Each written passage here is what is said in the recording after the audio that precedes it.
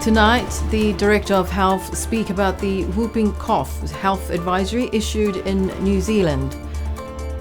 The Director of Utilities explained the ongoing plans of Niue Power to improve power supply to the island. And in our feature segment, we share the story of a young carpenter renovating the Mutalau Ecclesia Church. Good evening and welcome to tonight's bulletin of BCN News. I'm Esther Pavihi. A special whakalofalahiatu to all our viewers from across the Pacific region, thanks to our partner at Pacifica TV.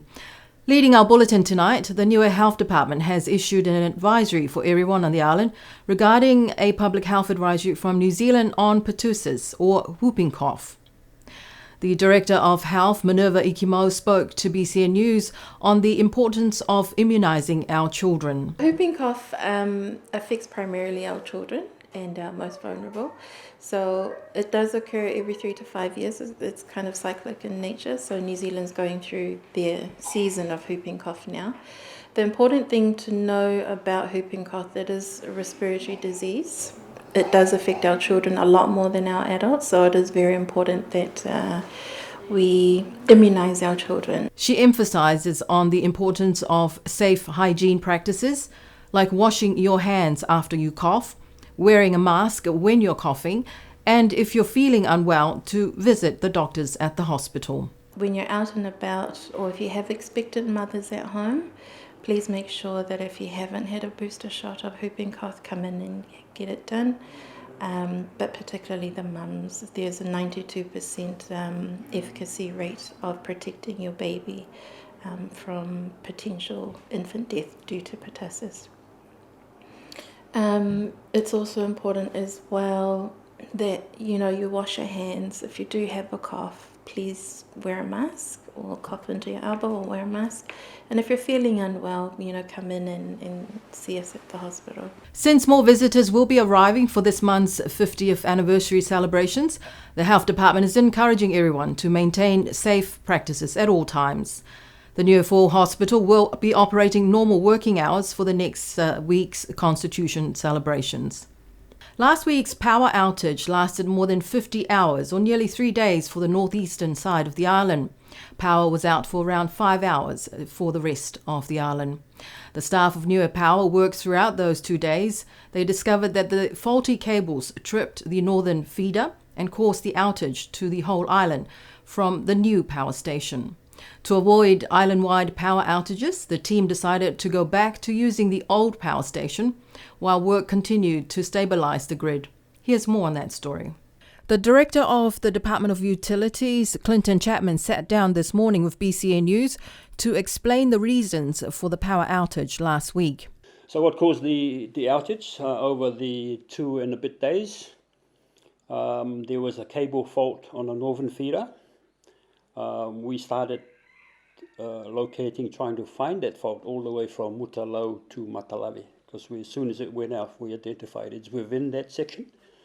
So it took a while to test all of the 6 or so transformers within that area and the cabling. Then we found out, we narrowed it down, that the fault was between Namukulu and Hiptawaki. Then we repaired a cable joint which had failed. That joint has been in the ground for about 15 years.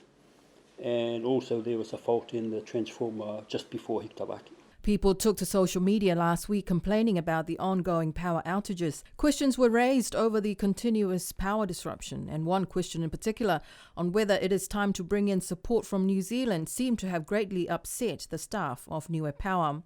The public's frustrations are well noted, given how long it has taken, with millions of dollars gone into trying to rectify the power issues on the island over many years. There have been several reviews and reports over many years. In 2021, the government commissioned a review of Niue Power, and that report provided many recommendations to address the issues with power generation. Earlier this year, a parliamentary select committee also investigated the continuous power outages and capacity concerns of Niue Power. Today, Director Clinton Chapman confirmed that staffing capacity is an issue for the department. We do have capacity challenges as well as capability. So we have very senior staff who have been around for over 20 years, and then there's a big gap, and who we have next are very junior. So we've got to build that capacity. So at the moment, we have had 2 staff that have left. Some of our senior staff have left for their personal leaves, some on family medical stuff. But we have the capability here because with the communications these days, we're always online with them. As we did the other night, we had our technicians from New Zealand talking to us and coming up with ideas how to resolve the problem. Chapman says that while there are capacity issues, there is an improvement now to the production side. The issues now are with the reticulation side, which involves a considerable amount of asset maintenance and replacement. There is also an Asian Development Bank-funded engineer working on power grid stabilization. In the meantime, the department will progress with the government's energy strategic plan, which sets the target of 80% renewable energy by next year, which is where the $20 million New Zealand renewable energy project announced earlier this year will come in. You've heard about the $20 million New Zealand renewable energy project. That will be implemented over the next year or so, so that will get us to 80%. That also helps us reduce our fuel costs. 3 years ago, we were paying $1.50 per litre of fuel. We're paying over double that now. So our operational costs have gone up. So that's why it's important for us to get the solar farms and the batteries at the moment back online. So with the new station and the old station, we don't have the solar usage at the moment. We are waiting for technicians to come back to Niue from Tesla to get the battery banks up and running so that we can reduce operational costs from buying fuel. In the long term, we have the renewable energy project, of course, which will prioritize the grid stabilization work. So we have something like 75 transformers that have been identified to be replaced. So with the renewable energy with New Zealand, we will be replacing most of those, upgrading some of those, and then addressing some of the cabling issues that we have on a northern feeder. So at the moment, we're using our own resources within the department and ARIAN to fix the issues on the northern feeder. And in the longer term, we have the renewable energy project, which targets those areas as well as increasing the solar capacity and the storage capacity so that we can reduce our operational costs. For Clinton Chapman and the Niue Power team, they're not asking for power conservation because they have the production capacity, but he explains here the immediate plans going forward. At the moment, we're mindful of the Constitution celebration, so our immediate goal is to keep the power on for that period until we get the technicians for the new station to resolve the integration of the north and the southern feeder that tripped out the whole island this week. So they will be returning soon after the Constitution. And once that happens, we will have the stations both up to speed. We also have, with New Zealand Renewable Energy Project, the managing contractor will be selected by the end of the year. So they'll be able to mobilise by the start of next year. But for the public, we're not asking for any power conservation measures because we have the production capacity. It's just a reticulation area that we need to keep on top of.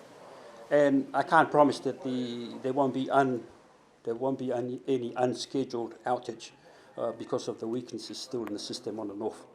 But as soon as we get the stuff from the parts, the transformers and the cables with ARIAN project, we'll look to identify to fix those areas as soon as we can before Christmas. Chapman told BCN News that they are also looking for workers because while some of their staff are experienced and well qualified, there is a huge gap between them and the very junior staff. They are also working on sending staff to train with New Zealand-based power companies and have also resumed short-term training in Japan. There is a flurry of activities happening on the island this week as people prepare for the big celebrations this coming weekend. People are seen sprucing up their properties. Some departments have replaced old signages, including the Misiepos. Eti and her husband Kemp Misiepo were seen yesterday adding a few plants to beautify around the sign to the building of the Police and National Disaster Office here at Fonuakula. Meanwhile, this week's 50th anniversary celebrations calendar of events started with the Niue Health Team and Taonga Niue's event this afternoon, marking 10 years since the Walk for Life started. The Walk for Life started at the Niue 4 Hospital car park to Hannan International Airport. And the Avasele Annual Village Show Day will be held this Saturday, October 12th, and a pre-Constitution church service will be held on Sunday, October 13th at the Millennium Hall that is led by the Ecclesia Keresiano Niue. The HMNZS Manui of the New Zealand Royal Navy Fleet ran aground and sank off the coast of the village of Siumu in Samoa over the weekend. The Manui was last here in Niue in November last year as part of the Calypso project and was scheduled to visit Niue next week for the Constitution celebrations. The crew were also going to help with the Cool Roof project next week. According to media reports from New Zealand, one of the last activities of the Manui was to survey the wreck of the Taiwanese fishing boat which sank at Beveridge Reef in 2022. During its visit to Niue last year, BCN News spoke with the Manawanui's commander, Yvonne Gray. Our thoughts are with Commander Gray and her crew as the investigation continues into what happened. All the processes involved during the organising of the 2024 National ICT Symposium last Wednesday was all done locally. This was highlighted by the chairman of the ICT Advisory Committee, Desio Sioneholo, to BCN News. He said that the website, online registration and printing of the posters were all done locally. He highlighted the importance of having the skills to do this on the island, and it's knowing the right people to do this work. During the whole process of organising the event, there's a lot of things that need to be done. As you notice, you've seen posters around, you've seen a website, online registration, and that's all done locally. There was no outside influence in that process. It's all done locally to the poster being printed locally. The symposium provided an important platform for dialogue, learning and sharing of ideas on how digital technology can drive innovation, efficiency, economic growth and social inclusion. The first Niue Research Symposium was held last Saturday at the University of Auckland's Southern Campus in Manukau. The symposium was also a celebration of Niue's 50 years of self-government this month and was hosted by Te Pōtoko Ora Akiwa and the Centre for Pacific and Global Health at the University of Auckland. Images used in this story were provided by Lynn Pavihi. Here's more with Mary Satakala. According to a media release by Auckland University, the Niue Research Symposium aims to establish a network of professionals and academic students. Niue has a significant number of diaspora, primarily in Aotearoa, New Zealand, with a growing population in Australia and other parts of the world. Associate Professor of Public Health for the Centre for Pacific and Global Health at the University of Auckland, Sir Colin Tukuitonga, was a key speaker at the event. Minister of Natural Resources, Mona Ainu, and Director of Climate Change and Sustainability at the Pacific Community, Coral Pasisi, also spoke during the event. Mersatakala, BCN News. Teachers on the island celebrated Teachers' Day last Friday at the Niue High School Hall, with this year's theme valuing teachers' voice towards a new social contract for education. Director of Education Natasha Tovaka said teaching is the most rewarding and demanding profession that requires the collective support of everyone. Teaching is one of the most demanding and rewarding professions, and we recognise the stress and challenges that come with ensuring we give our students the very best. But as we all know, we cannot do it alone. Education is not an individual effort, it's a team effort. New Zealand High Commissioner to Niue, His Excellency Mark Gibb, while speaking at the event, said that education is the foundation of where Niue is today and applauded all the hard work and commitment of all teachers. 50 years ago, different values, different circumstances, but actually the core values of education are still there, aren't they? We still want to help people to grow. We still want to nurture their development. Life is much more complex now, there's much more competing demands, but the core values are still there. The day's activities ended with a large feast for the teachers and their families and friends, hosted by the village of Tuapa. A 3-member team from the Pacific Media Network in Auckland are on the island, conducting a week-long media and democracy workshop this week.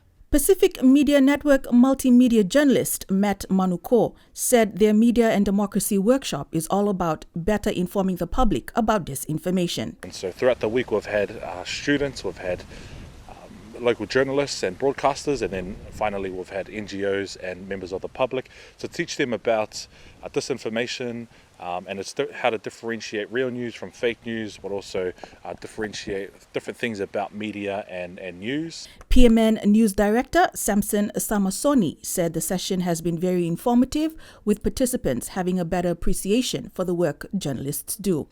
Yesterday, the BCN staff had an informative session with the team. Discussions centered on disinformation, factual news pieces, the impact of social media, and the trust that the public has with news outlets. Various people we've had at the workshops has seems to have resonated with them. Certainly, everyone that has attended has told us that they have clearly better understood the role that media plays in helping to combat disinformation, and they have a better appreciation of the work that journalists do. Former BCN journalist Saraya Mangoa is also part of the PMN team. The workshop is supported by the US Embassy. Mersa Takala, BCN News. And there was a hype of activity during the Avastela Village Marine Day last Saturday. The young people of the village had activities such as reef fishing and the big catch made during the day. Meanwhile, the National Talo Festival kicked off last Thursday in a series of events to mark the month-long 50th anniversary. The Talo Festival is organised by the Department of Agriculture, Forestry and Fisheries.